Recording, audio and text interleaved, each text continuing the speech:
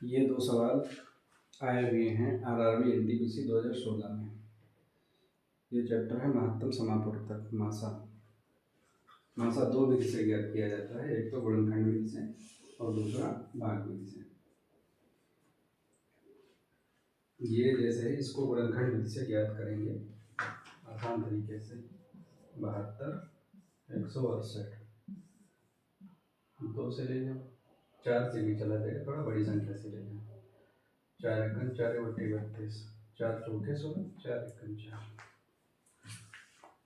Sorry 4 दूनी 8, 3 बार जाएगा, 3 छाग 18, 3 एकम 3 चौके 14, और 2 से जाएगा 2 3 6 7 14। इसके बाद ये भूल जाएगा, यानी इसका महत्तम समापवर्तक क्या हो जाएगा?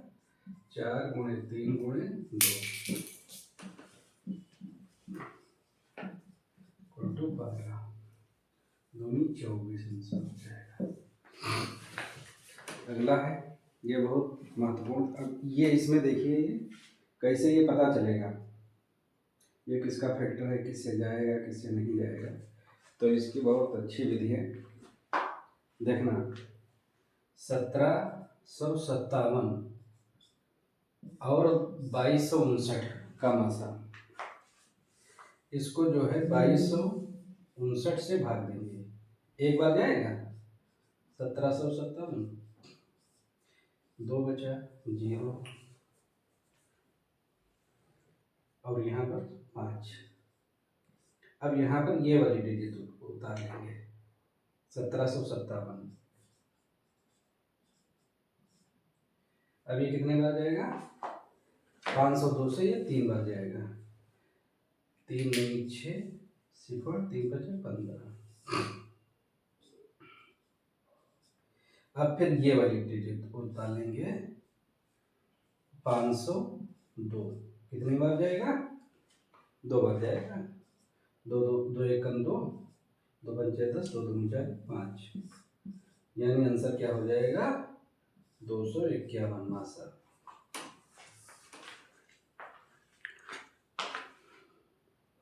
आया समझ में? ये 3 सवाल हैं।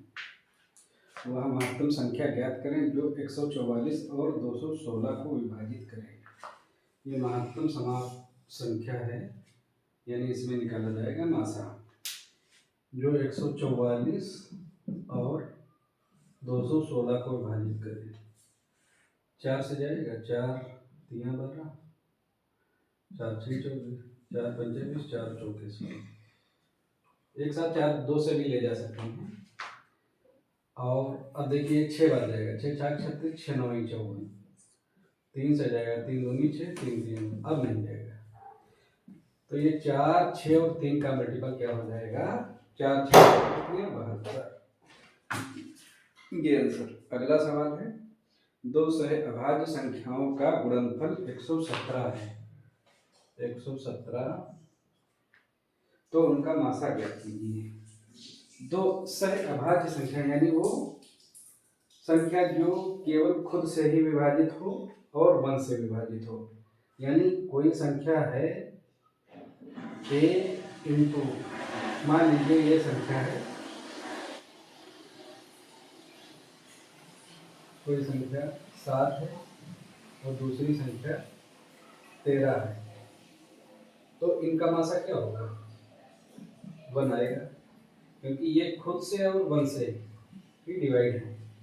इसी तरह ये जो है 13, ये 117 है। 117 ऐसी संख्या का फैक्टर होगा जो ये खुद से डिवाइड है दूसरी संख्या से। आंसर इसका 1 हो जाएगा। ये 28 पी की पावर 5 क्योंकि पावर 2 और ये सब, तो 28 और 70 का मासा क्या हो जाएगा? 14 से जाएगा। ऑप्शंस की भी मदद ले सकते हैं। और p की पावर 5 और क्यों p की पावर 3, इसमें कौन सी पावर कम है? p की पावर 3। और q की पावर 2 और q की पावर 4, इसमें किसकी पावर कम है? 2, यानी 14 p की पावर 3 q की पावर 2, बी आंसर हो जाएगा। इसी क्रम में आगे और सवाल देखना है। ये सवाल देखिए, दोनों में देखे हैं। ये यदि भिन्न में आ जाए तो जो यहाँ पर मासा दिया हो ऊपर वाली संख्या का वही निकालेंगे, दूसरी संख्या जो बचेगी उसका लासा निकालेंगे। यदि यहाँ जब लासा दिया था तो ऊपर वाली संख्या का लासा निकाला जाता था और नीचे वाली का मासा। अब यहाँ दिया है मासा निकालना, तो 1 3 4 5 6 का मासा और नीचे 3 4 5 6 7 का लासा, है ना। 1 3 4 5 6, तो इसका मासा क्या हो जाएगा 1 और इसका लासा क्या आ जाएगा, निकाल लीजिए।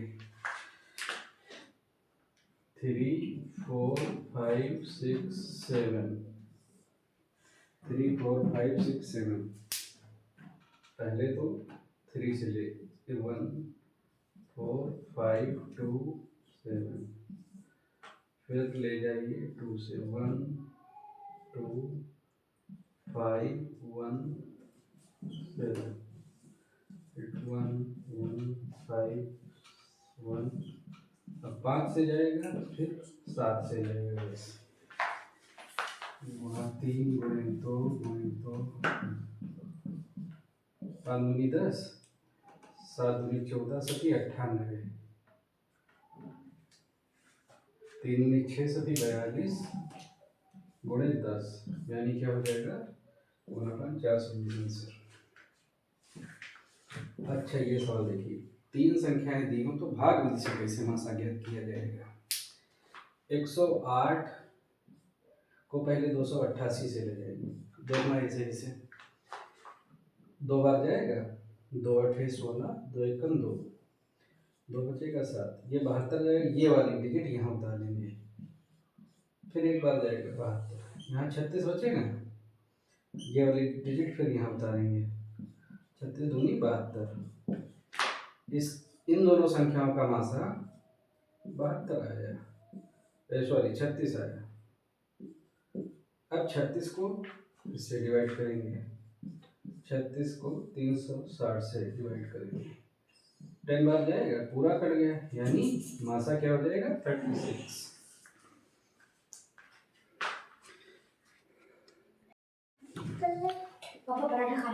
चुप, ये सवाल है 2022 में आया हुआ है, दो संख्याओं का एलसीएम 588 निम्न में से कौन सा उनका मासा नहीं हो सकता। ये एलसीएम का मतलब ये होता है कि मासा जो होगा वो एलसीएम से डिवाइड होगा, और इसमें देखिए ये इस संख्या से इस संख्या से ये डिवाइड है, 49 से भी देखिए,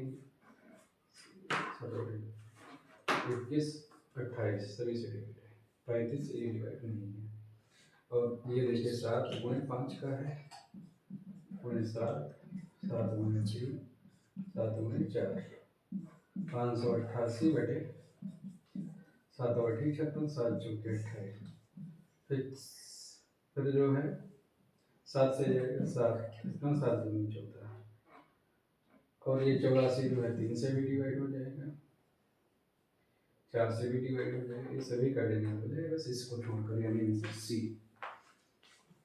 धन्यवाद। अगला चैप्टर लघुत्तम समापवर्तक और महत्तम समापवर्तक का ही होगा, कुछ इसके उसका जो स्टैंडर्ड वो बढ़ते हुए क्रम में।